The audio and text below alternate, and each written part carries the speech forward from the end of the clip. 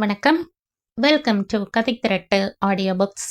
இந்த வீடியோவில் நம்ம என்ன கதை கேட்க போகிறோம்னா, உறங்காத ராகங்கள் கதையின் 3வது பகுதி. நம்ம சேனலை இதுவரைக்கும் சப்ஸ்கிரைப் பண்ணாதவங்க சப்ஸ்கிரைப் பண்ணுங்க. பக்கத்தில் இருக்கிற பெல் ஐக்கானை கிளிக் பண்ணி ஆல்ங்கிற ஆப்ஷனை ப்ரெஸ் பண்ணுங்க. ஸோ தட் நான் போடுற கதைகளை உடனுக்குடனே நீங்கள் கேட்கலாம். வாங்க கதைக்குள்ளே போகலாம். அன்று குணத்தோடு மனம் கொண்டு நின்றேன். இன்று குலத்தோடு மனம் பேச கண்டேன். பார்வை வயலானதே, ஆசை மழையானதே, காதல் பயிரானதே, என்றும் நிலையானதே. மனிதன் திட்டமிடுவதில் கெட்டிக்காரனாக இருந்தால் அதை கட்டம் கட்டி அடிப்பதில் இறைவன் மகா கெட்டிக்காரன் என்பதை பல நேரம் உணராமல் போவதுதான் வேதனையே. கண்களை மூடி தோட்டத்து பிரம்பு நாற்காலியில் அமர்ந்திருந்தார் கானமூர்த்தி. மனசு பல கணக்குகளை அனிச்சையாய் போடத் தொடங்கியிருந்தது. கானமூர்த்தியின் அப்பா, தாத்தா அத்தனை பேருமே இசை பிரம்மகர்த்தாக்கள். அதே ரத்தமும் பாரம்பரியமும் தான் இத்தனை காலமாய் இந்த குடும்பத்தில் தொடர்ந்து வந்து கொண்டிருக்கிறது.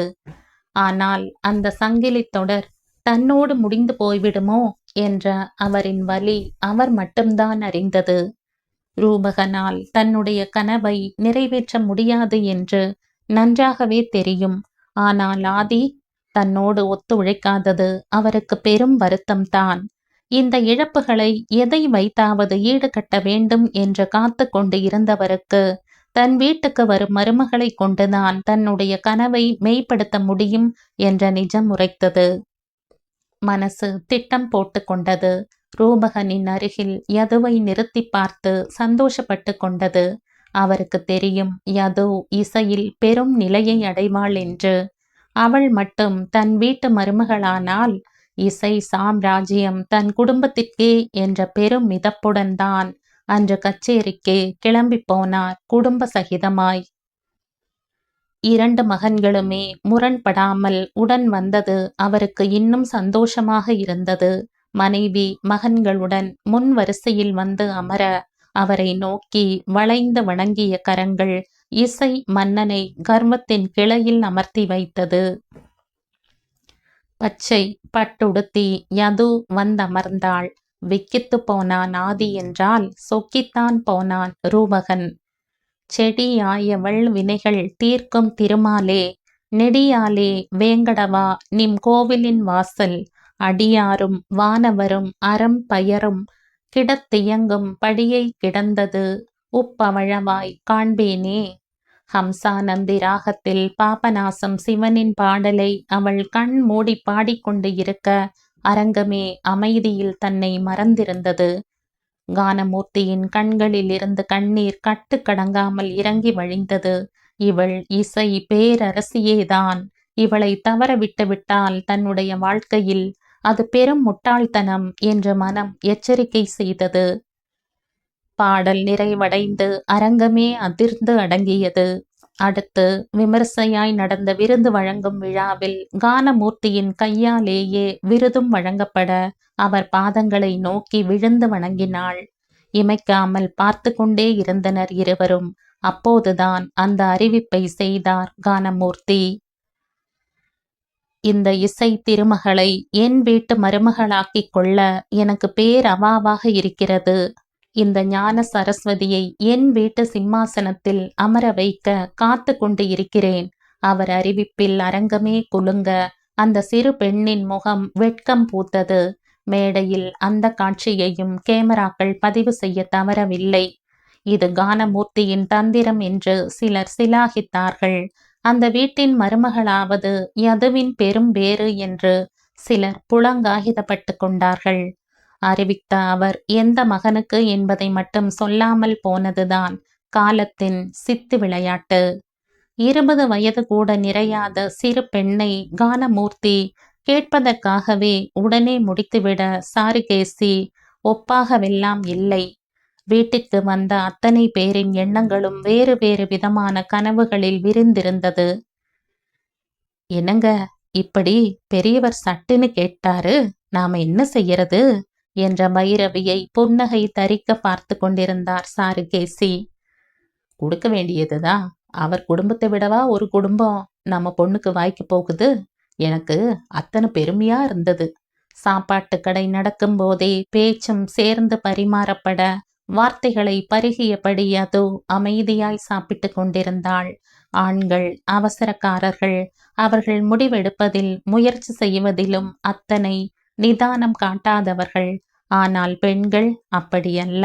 அவர்களின் கோணம் வேறு விதமானது. எல்லாம் சரிதான். அவர் பெண் கேட்டது எந்த பிள்ளைக்குன்னு தெரியலையே.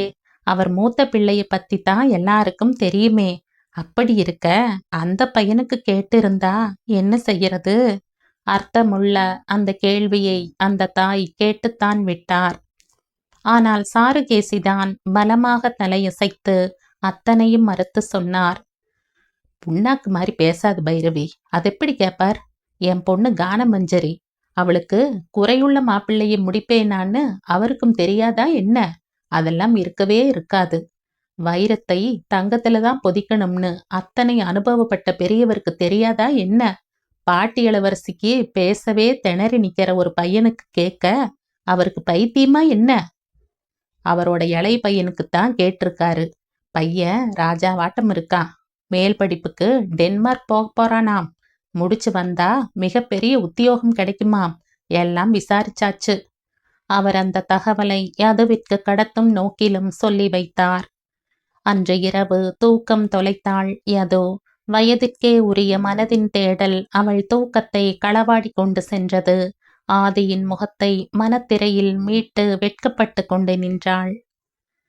ஆனால் அங்கே கானமூர்த்தியின் வீட்டிலோ பேச்சு வேறு விதத்தில் சென்று கொண்டிருந்தது. கண்ட நாள் முதல் காதல் பெருகுதடி என்ற ரூபகனின் மனதில் ரூபக தாளத்தில் பாட்டு இசைத்து கொண்டிருக்க அவன் தன் விழாவில் சிறகில்லாமல் பறந்து கொண்டிருந்தான். ஆதி வரும் வழியிலேயே நண்பனின் அழைப்பில் அவனை காண இறங்கிக் கொள்ள அடுத்து நடந்த பேச்சுக்கள் அவன் காதுகளுக்கு வந்து சேராமலேயே போய்விட்டது. இங்கேயும் பெண்தான் கூர்மையான சிந்தனையாளராக இருந்தார் என்பது மறுமுறை நிரூபணமானது. சோஃபாவில் ரிலாக்ஸாக சரிந்திருந்த கணவரிடம் லலிதாங்கி தயங்கி தயங்கி கேட்டார். என்னங்க, சட்டின மேடையில அத்தனை பேரை வச்சு பொண்ணு கேட்டுட்டீங்க, யாருக்கு என்றபோது சின்ன சங்கடத்துடன் ரூபகனை கண்கள் மீட்டி வந்தது. யாருக்கு கேட்பாங்க? என் மூத்த பிள்ளை ரூபகனுக்குத்தான். மகனின் முதுகில் தட்டி கொண்டு அவர் பெருமிதமாய் சொல்ல அவன் முகமெல்லாம் குங்கும கோலமிட எழுந்து உள்ளே போனான். அவன் தலை மறைய காத்திருந்த லலிதாங்கி இப்போது தவிப்பாய் கணவரை பார்த்தார். எனக்கு என்னவோ ரூபகனை பத்தி சொல்லிட்டு பொண்ணு கேட்டிருக்கலாம்னு தோணுது. பொண்ணு மகாலட்சுமி ஆட்டம் இருக்கா. இசையில இன்னைக்கு தேதியில உச்சத்துல இருக்கா. அது நீங்களும் மறுக்க முடியாது. வீட்டுக்கு ஒரே பொண்ணும் சும்மா குறை சொல்ற அளவுக்கெல்லாம் இல்லை. அவங்களும் அந்தஸ்துல நமக்கு சரி சமமாத்தான் இருக்காங்க. அப்படி இருக்க அந்த பொண்ணை ரூபகனுக்கு என்று அடுத்து பேச இயலாமல் தவிக்க கானமூர்த்தி கோபமூர்த்தியாக நின்றார். வாய மூடு, நீ எல்லாம் ஒரு தாய். சொல்லவே வெக்கமா இருக்கு. திக்குவாய் ஒன்னும் அவ்வளவு பெரிய குறைபாடு இல்ல. அந்த குறையை இந்த சங்கீத சாம்ராட்டுங்கிற பட்டம் அப்படியே இல்லாம பண்ணிடும். நம்ம வீட்டுக்கு மருமகளா வர அந்த பெண் தான் கொடுத்து வச்சிருக்கணும். அவங்க யோசிக்காததெல்லாம் நீ யோசிக்காத. போய் வேலை பாரு. ஒரே போடாய் போட்டு விட்டார். அன்றைய இரவு ரூபகனும் ஆதியும் தனித்தனியாக யதுவை எண்ணி கனவில் மூழ்கி கிடந்தார்கள். அதிலும் ரூபகன் அப்பாவின் வார்த்தைகளால் கள் உண்ட மந்தி போல ஆகியிருந்தான். பேசவே திணறும் அவனுக்கு அப்பெரும் பாடகி துணையாக வருவாளா என்ற அடிப்படை சிந்தனை எழவே இல்லை. எப்பவும் நான் வச்ச குறி தப்பியதில்ல. என்னுடைய சொல்லை யாரும் தட்டியதில்ல. இன்னொருவன் என்ன வந்து தொட்டதும் இல்ல. தொட்டவனை தப்பிக்க நான் விட்டதும் இல்ல. கானமூர்த்தி மறுநாள் ரூபகனை அழைத்து சம்மதம் கேட்க அவன் மனப்பூர்வமாக ஒப்புதல் சொன்னான். ஆனால் இதே சம்மதத்தை யதுவிடம் கேட்க வேண்டும் என்ற அடிப்படை நியாயம் இவரின் அகங்காரத்துக்கு எட்டவே இல்லை. லக்ன சேர்க்கை சரியில்லாததால் திருமணம் குறித்த பேச்சுக்கள் 15 நாட்களுக்கு பிறகுதான் என்று எம்ஆர் சபா செக்ரட்டரி அனந்த் மூலமாக யதுவின் வீட்டிற்கு சொல்லி அனுப்பினார். யாருமே மாப்பிள்ளை யார் என்ற கோணத்தில் சிந்திக்கவே இல்லை. அது ஒரு வெள்ளிக்கிழமை. யது தன்னுடைய கல்லூரியை முடித்துக்கொண்டு காரில் திரும்பிக் கொண்டிருக்க வண்டி பிரேக் டவுன் ஆகி பைபாஸை ஒட்டிய சாலையில் நின்று போனது. கேப் பிடித்து வீட்டிற்கு போய்விடலாம் என்று நினைத்து கொண்டிருந்த வேளையில் அவள் அருகில் வந்து நின்ற தரை படகு போன்ற பிரம்மாண்ட காரின் கண்ணாடியை இறக்கிக் கொண்டே இவளை பார்த்து சிரித்தான் ஆதி. முகமெல்லாம் சிவக்க, அகமெல்லாம் சிரிக்க, பருவத்தின் அத்தனை விபத்துக்களும் அந்த 4 கண்முனை சந்திப்பில் நிகழ்ந்தது. ஹாய் என்றான் நிமிர்ந்து பார்த்து. மறு ஹாய் சொன்னாள். ஒரு அழகான குயில் வந்து அவன் காதுகளுக்குள் சஞ்சாரம் செய்துவிட்டு போனது போல் இருந்தது. இந்த குரல் இனி தன் வாழ்நாள் முழுக்க சொந்த குரலாகப் போகிறது என்ற நினைப்பே அவனை புரட்டி போட்டது. என்னாச்சு என்றான். வண்டி பிரேக் டவுன், அதான் கேப் புக் பண்ண காத்துட்டு இருக்கேன் அவள் சொல்ல அவன் கார் கதவை திறந்துவிட்டு மெல்ல தலையசைத்தான். தயக்கம் மேவ நின்று கொண்டிருந்தாள். இஃப் யூ டோன்ட் மைண்ட், இப்போதைக்கு வழி பயணத்தை என் கூட ஷேர் பண்ணிக்கலாம். நான் இசை ஜாம்பவான் கானமூர்த்தியோட பையன் ஆதி. அவன் குறும்பாய் தன்னுடைய அறிமுகத்தை நடத்த அவள் அது தனக்கு தெரியும் என்பது போல மெல்ல தலையசைத்தாள். அவள் தயக்கமாய் அவன் முகத்தை பார்த்தாள். அதில் வழிந்த கம்பீரத்தில் தன்னை தொலைத்தவள் மாற்று சிந்தனை வரும் முன்னே மனசு மாறாமல் ஏறிக்கொண்டாள். அந்த பயணத்தில் தயக்கம் விலக சில நிமிடங்கள் பிடித்தது. தயக்கம் விலகி பேச ஆரம்பித்ததும் வார்த்தைகளில் பிடித்தம் மிகுந்திருந்தது. இருவருக்கும் பெரும்பாலானவை ஒத்த அலைவரிசையாயிருந்தது. சிலது ஒத்துக்கொள்ள இயலாவிட்டாலும் அதற்காக இருவருக்கும் நடுவில் அழகான வாக்குவாதம் நிகழும் போல இருந்தது. அவனுடைய மனது இத்தனை ஆனந்தமாய் இதுவரை உணர்ந்ததில்லை இந்த 23 வயதில். இறங்கும்போது மென்மையாக கேட்டான். மிஸ் யது, அப்பா எதுவும் பிளான் பண்ணி கேட்கல, சட்டுன்னு கேட்டுட்டார். இது ஏதோ கடவுள் சங்கல்பம்னு சொல்ற மாதிரி. ஆனா கல்யாணம்னா எல்லாருக்கும் தனிப்பட்ட விருப்பு வெறுப்பு இருக்கும் தானே. அவங்க யாருமே கேட்க தவறிய கேள்வியை நான் உங்ககிட்ட கேட்கிறேன். உங்களுக்கு என்ன பிடிச்சிருக்கா? அவசரப்பட்டு விட்டான். அல்லது அவனுடைய வயசு அவனை ஆஸ்வாசப்படுத்துவதற்கு பதில் அவசரப்படுத்தி விட்டது. எப்படி அவனும் ரூபகனை மறந்து போனான் என்று தெரியவில்லை. என்னதான் சின்ன குறை இருந்தாலும் அதொன்றும் திருமணம் செய்து கொள்ளவே தடை இல்லை அல்லவா? அப்படி இருக்க தனக்கு மூத்தவன் வீட்டில் இருக்க தனக்கு எப்படி முந்தி செய்வார்கள் என்ற அடிப்படை நிகழ்வை கூட சிந்திக்க விடாமல் அவனை யதுவின் அழகும் அவனுடைய இளமையும் தடுத்து நின்றது. இறங்கும் இடம் வந்தது. கவிழ்ந்திருந்த தலை நிமிர்த்தி அவன் முகம் பார்த்தாள். கண்களோடு சேர்ந்து இதயமும் சிரித்தது. மெல்ல தலையசைத்தபடி இறங்கும்போது சொன்ன வார்த்தையால் அவன் இதயத்தில் ஏறி சிம்மாசனம் இட்டு கொண்டாள். பிடிச்சிருக்கு, ரொம்பவே. இருவருமே இந்த சந்திப்பை வீட்டில் பகிர்ந்து கொள்ளவே இல்லை. அடுத்து வந்த 10 நாட்களும் ஏதாவது காரணம் சொல்லிக்கொண்டு அவன் கல்லூரி வாசலில் நிற்பதும் அவள் தன்னுடைய வண்டியை திருப்பி அனுப்பிவிட்டு அவனோடு பயணிப்பதும் வழக்கமானது. அத்துமீறி ஒரு பார்வை கூட இருக்காது. ஆனால் இவள் என் மனுஷி என்ற உரிமை இருக்கும் அவன் பார்வையில். எனக்கு ரொம்ப சலிப்பா இருக்கு யது என்றான் உரிமையை உணர்ந்த ஒரு மாலை பொழுதில். அவள் வீணையாய் சிரித்தாள். 10 நாளுக்குள்ளவா நான் சலிச்சு போயிட்டேன் என்றாள். சலிப்பு அதுக்கில்ல, உன் கூட சேர்ந்து ஒரு ஐஸ்கிரீம் சாப்பிட கூட முடியாது போல இருக்கே. இசை குயிலை காதலிச்சதுக்கு இதுதான் தண்டனையா? அவள் இப்போதும் சிரித்தாள். அட் ஃபர்ஸ்ட் இது காதலே இல்ல, ஒரு விதமான அரேஞ்ச்டு லவ்னு வேணா சொல்லலாம். பட் நாட் பேட் என்றாள் குறும்பு தொனிக்க. அவன் முகத்தை என்று வைத்து கொண்டு அமர்ந்து விட்டான். நான் விளையாட்டுக்கு சொன்னேன், எனக்கு சங்கடமா இருக்காதி. அப்பா அம்மாக்கு தெரியாம தினமும் உங்க கூட இப்படி கார்ல வர்றது யாராவது பார்த்தா என்னாகும்? அவள் சிணுங்கிய போதும் அந்த கேள்வியை கேட்க தவறவில்லை. நம்ம கல்யாணத்தை பத்தி பேசுறாரு அப்பா. உங்க அண்ணாக்கு வேற வரன் பார்த்து வச்சிருக்காரா என்றாள் மென்மையாக. அவன் தோள் குலுக்கினான். கண்டிப்பா பார்த்து வச்சிருப்பாரு. ஏன்னா, அவருக்கு ரூபகன் மேல ரொம்ப ரொம்ப பிரியம். எப்பவும் அவர் முடிவை அறிவிச்சுத்தான் பழக்கம் தவிர, யார்கிட்டயும் எதற்கும் கலந்தாலோசித்ததே இல்லை. என் வரையில அவர் எடுத்த இந்த முடிவுதான் ரொம்ப ரொம்ப சிறப்பானது. இருவரின் சிரிப்பும் வாகன இரைச்சலை மீறி காற்றில் கரைந்தது. அதுதான் கனவுகளோடு இருவரும் கடைசியாய் சந்தித்த சந்திப்பு. டென்மார்க் கிளம்ப வேண்டியதற்கான பணிகளில் முனைப்பாயிருந்தான் ஆதி. அவன் டென்மார்க்கில் சேர வேண்டிய இன்ஸ்டிடியூட்டின் பிரான்ச் பெங்களூரில் இருந்தது. அங்கே நேர்முகத் தேர்வும் எழுத்துத் தேர்வும் எழுதி தேர்வானால் மட்டுமே இடம் கிடைக்கும். அதற்காக கிளம்பி போய்விட்டான். திரும்பி வர 10 நாட்கள் ஆகும். அதற்கு நடுவில் அனந்து மூலமாக யதுவின் வீட்டுக்கு செய்தி அனுப்பியிருந்தார் கானமூர்த்தி, பெண் பார்க்க வருவதாக. காலம் மெல்ல மெல்ல தன் கருப்பு முகம் காட்டத் தொடங்கியிருந்த அடாத பொழுதுகள் அவை. கானமூர்த்தி தன்னுடைய ஏராளமான உறவுகளோடு, இசைத்துறையில் அவருக்கு நெருக்கமாயிருந்த பல நண்பர்களோடு சேர்ந்து யதுகுல காம்போதியின் வீட்டு வாசலில் வந்து இறங்கினார். ஊரே அந்த சங்கீத சாம்ரட்டின் வரவை வேடிக்கை பார்த்தது. பட்டு வேஷ்டி சட்டையில் கம்பீரமாய் வந்திருந்தான் ரூபகன்.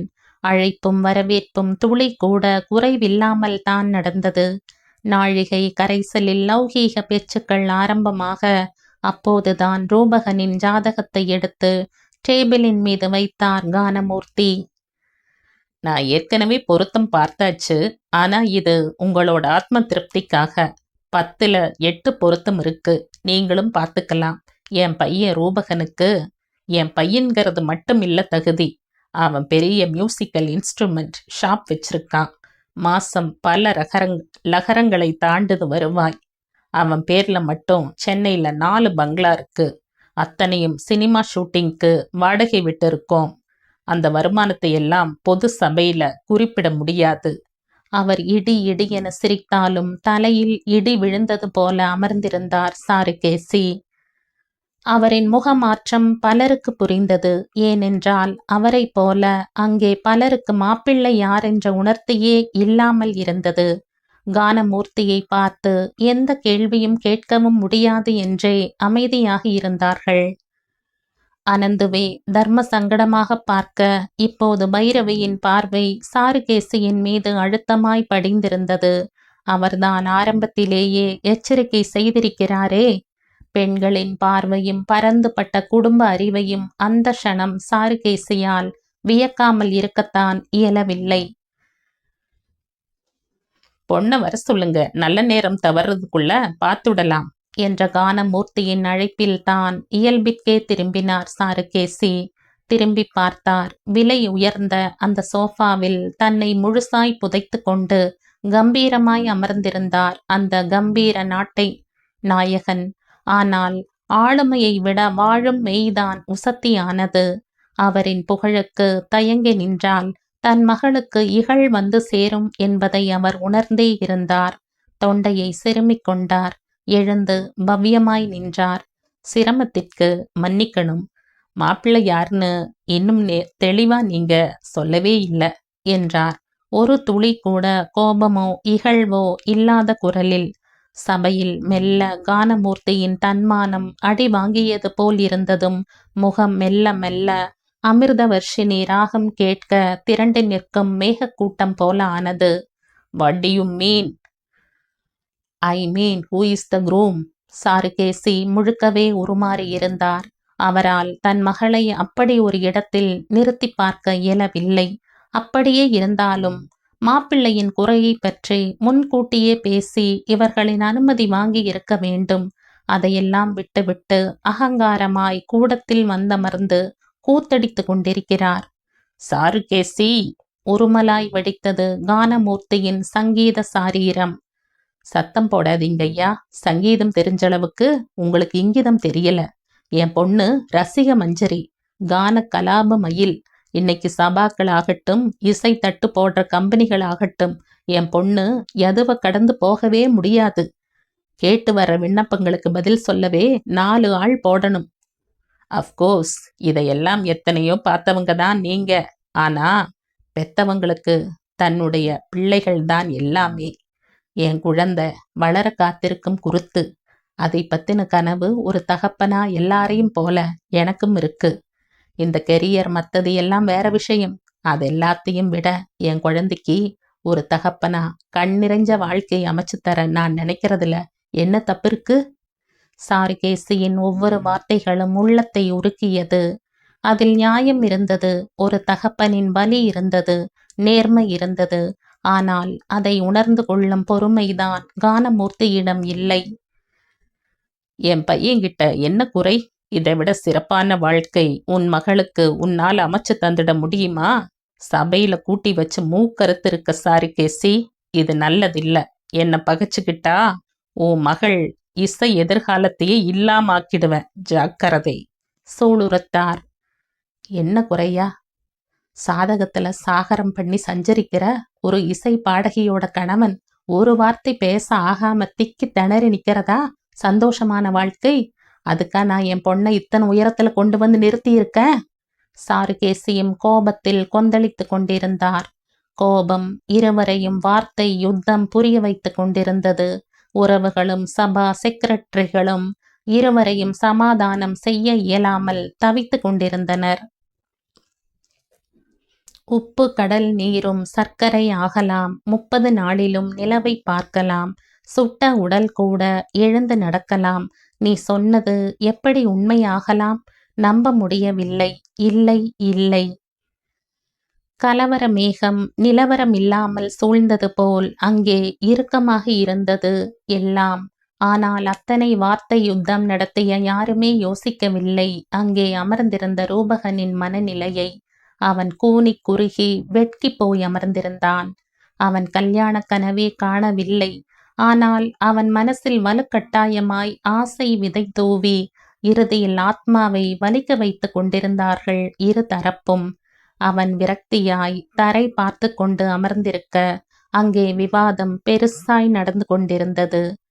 இத்தனை வியாக்கியானம் பேசுறையே பெரிய இவனாட்டம். என் பையனுக்கு பொண்ணு கேட்க வரேன்னு சொன்னதும் மாப்பிள்ளை யாருன்னு கூட கேட்காம ஒத்துக்கிட்டியே, அதெல்லாம் ஏன்? என் புகழ் மேலையும் என் பணத்து மேலையும் உள்ள ஆசையில தானே? இப்ப சபையில் உட்கார வச்சு என் பையன் அசிங்கப்படுத்தினா உன் மகளை சபையை ஏற விடமாட்டேன். இது நான் கடவுளா வணங்குற இசை மேல சத்தியம்.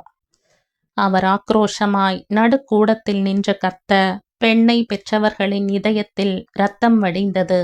வாழ வேண்டிய குருத்தை வாழ்ந்து முடித்த ஒரு படுத்த மனிதன் சபித்து நின்றது அத்தனை பேரையும் வேதனைதான் படுத்தியது. சாருகேசி தன்னை மறந்து கண்ணீர் விட இதற்கு மேலும் மௌனம் காத்தால் அதைவிட அசிங்கம் எதுவும் இல்லை என்பதை அறிந்த ரூபகன் கோபமாய் எழுந்து நின்றான். போதும் நிறுத்துங்க. எல்லா தப்பும் நடந்து போச்சு. 2 பக்கமும் தான். யாரையும் அசிங்கப்படுத்தவும் வேண்டாம், யாரையும் சபிக்கவும் வேண்டாம். அப்பா, கிளம்பலாம். திக்கி திணறி சொன்ன அவனின் வருத்தமான வார்த்தைகளின் இத்தனை நேரம் இருந்த அத்தனை கோபங்களும் குடை சாய்ந்திருக்க சாருகேசி பாய்ந்து வந்து அவன் கரங்களை பற்றி கொண்டார். மன்னிச்சிடுங்க தம்பி, உங்களை என்னுடைய வார்த்தைகள் காயப்படுத்தி இருந்தா உங்களை கஷ்டப்படுத்தி நிக்க வைக்கணும் அப்படிங்கிறது என்னுடைய நோக்கமே இல்லை. நிஜத்துல எல்லா தகப்பனுக்கு தன் பெண்ணை பத்தி ஒரு கனவு இருக்கும். அந்த கனவை அடிச்சு வீச யாருக்கும் உரிமை இல்லை. திடீர்னு அவர் வந்து கேட்டதும் நான் உணர்ச்சி பட்டுட்டேன். என்ன மன்னிச்சிடுங்க. உங்களை காயப்படுத்தி இருந்தா? கைகளை பற்றி கொண்டு தழுதழுத்தார். ஒரு அசௌகரியமான மௌனம் அங்கே நிலவியது. கானமூர்த்தியின் அனுமதி இல்லாமலே அத்தனை பேரும் எழுந்து கொள்ள அதுவே அவரை இன்னும் வேதனைப்படுத்தியது. அவன் தலையை அசைத்துவிட்டு தளர்ந்து போய் வெளியில் நடக்க அப்படியே குலைந்து போனார் அந்த காட்சியில் சாருகேசி. உறவினர்களும் நண்பர்களும் வெளியில் அமைதியாய் நடக்க கானமூர்த்தி மட்டும் கோபம் கொதிக்கும் முகத்துடன் ஆங்காரமூர்த்தியாய் விஸ்வரூபம் எடுத்து அங்கே நின்றார். யோ சாருகேசி, உன்னை சும்மா விடமாட்டேயா. உன் மகளுக்கு வாழ்க்கையே கிடையாது, வேணா பாத்துக்க. இந்த நாள்ல இருந்து இந்த கானமூர்த்தியோட இன்னொரு ஆட்டத்தை நீ பார்க்க போற. உன் மகளை இசை உலகத்துல இருந்து இல்லாம செய்யறது தான் என்னோட வேலை. என்ன மீறி உன் பொண்ணு எப்படி ஜெயிக்கிறான்னு நானும் பார்க்கறேன். கிழட்டு சிங்கமாய் கர்ஜித்துவிட்டு அவர் நகர சாருகேசி அது அந்த நிமிஷத்தைய கோபம் என்றுதான் எண்ணினார். பல மணி நேரம் கடந்தும் மேலும் கீழும் இழுத்த கானமூர்த்தியின் மூச்சு நிற்கவே இல்லை. காலையில் மகிழ்வு பூட்டியிருந்த வீடு மாலையில் சோகம் அப்பிக் கிடந்தது. அழுது ஓய்ந்த கண்களோடு அவரை ஏறிட்டார் லலிதாங்கி. நான் தான் சொன்னேனே, முதல்ல ரூபகந்தா மாப்பிள்ளைன்னு அவங்க கிட்ட பேசுங்க, அதுக்கப்புறம் மற்ற விஷயமெல்லாம் வச்சுக்கலாம்னு சொன்னேனே. அது எல்லாத்தையும் காதுல வாங்காம ஆணவத்தால போய் என் மகன் அசிங்கப்படுத்திட்டு வந்திருக்கீங்க என்று புலம்பிய லலிதாங்கியின் கன்னத்தை அவரின் வலிய கரங்கள் பதம் பார்த்திருந்தது. என் மகனுக்கு என்ன குறை? அந்த கழிசடை வேண்டாம்னு சொல்ற அளவுக்கு? குறையா நிறையான்னு நாம நிர்ணயம் செய்ய முடியாது. அவங்க பெண்ணை பெத்தவங்க, அவங்க வெறுப்புக்கு மரியாதை தரணும். இங்க என்ன சர்வாதிகாரமா நடக்குது? என்ன சொன்னாலும் நீங்க செய்தது தப்புதான் என்று விட்டு அவர் நகர, அடுத்த தாக்குதல் ஆதி வந்த பிறகு நடக்கப் போகிறது என்பது அவர்கள் யாரும் அறியாதது. இனம் புரியாத தவிப்பில் இருந்தாள் யது. கண்களோடு சேர்ந்து கருத்தும் கலங்கியிருந்தது. கண்ணை கட்டி காட்டில் விட்ட அந்த போலி நிகழ்வில் இருந்து வெளியில் வர இயலாத தவிப்பில் தகித்து கொண்டிருந்தாள். சொல்லவும் முடியாமல் மெல்லவும் முடியாத வலி. திருவிழாக்களில் முளைக்கும் திடீர் கடைகள் கவனம் ஈர்த்து அதன் அழகில் நாம் மனம் மயங்குவதற்குள் தொலைந்து போவது போல அவளுக்கும் ஆதிக்குமான அன்பு யாரிடமும் பகிர முடியாமலே முடிந்து போன கவலை ஒரு புறம் என்றால், இன்னொரு பக்கம் இருக்கை மாற்றி அமர்ந்து சரியாய் பொருந்தி போன நிமிஷம் இது உன் இடம் இல்லை என்று எழுப்பி துரத்திவிட்ட அவமானமும் அவளை வாட்டிக்கொண்டிருந்தது. அந்த இசை குயில் இரவு முழுக்க முகாரி இசைத்தது. கண்ணீரில் கழுவி துடைத்தும் கண்களில் தெளிவு வரவே இல்லை. ஆதியின் மீது உள்ள அன்பை என்ன பேர் சொல்லி அழைப்பது என்று தெரியாமல் அவள் தவித்து கொண்டு இருக்க, அன்று காலையில்தான் ஆதி பெங்களூரில் இருந்து திரும்பி வந்திருந்தான். வீட்டின் சூழ்நிலை சுகமில்லாமல் இருப்பதை ஒற்றை பார்வையில் அவன் யூகித்து கொண்டான். அப்பாவின் ஆக்ரோஷ முகம் அவனை என்னவோ செய்ய, எப்போதுமே அப்பாவின் கருத்துக்கும் அவனுடைய கருத்துக்கும் ஒத்து போவதில்லை. இப்போதெல்லாம் அம்மாவிடம்தான் வந்து நின்றான். லலிதாங்கி சொன்ன செய்தியில் அப்படியே உறைந்து போய் நின்றான். அவனால் ஜீரணிக்கவே முடியவில்லை அந்த வார்த்தைகளை. எத்தனை பெரிய முட்டாள்தனம்! அண்ணனுக்கு பார்த்த பெண்ணை புரிதல் இல்லாமல் தான் நேசித்து தொலைத்தது, அதுவும் உண்மையாக. அந்த பெண்ணின் மனதிலும் ஆசையை வளர்த்தது. அவன் மனம் வேதனையில் தகித்தது.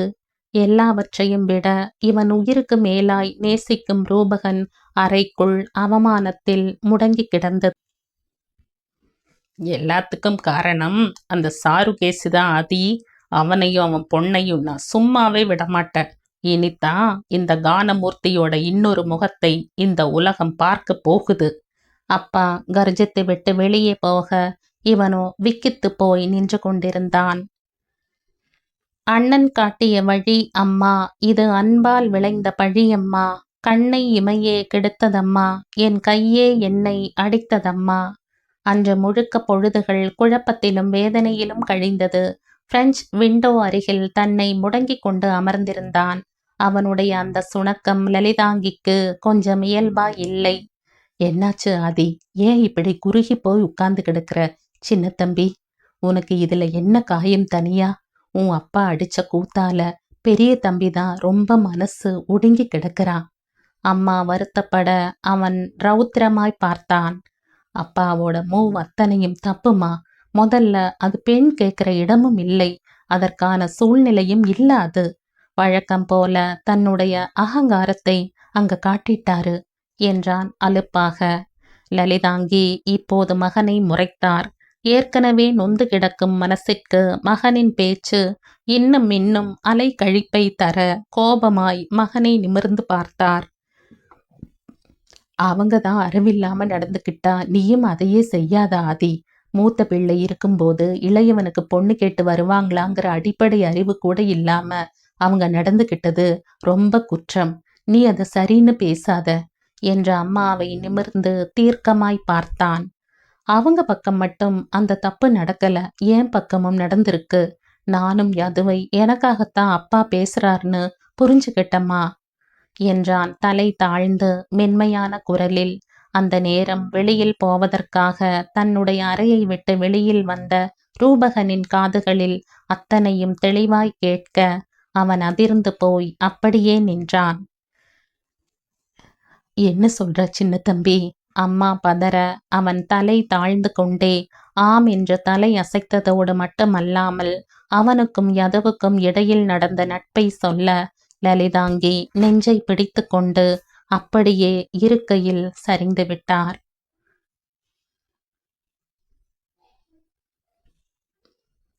இந்த கதையின் தொடர்ச்சியை அடுத்த பதிவில் கேட்கலாம். நன்றி.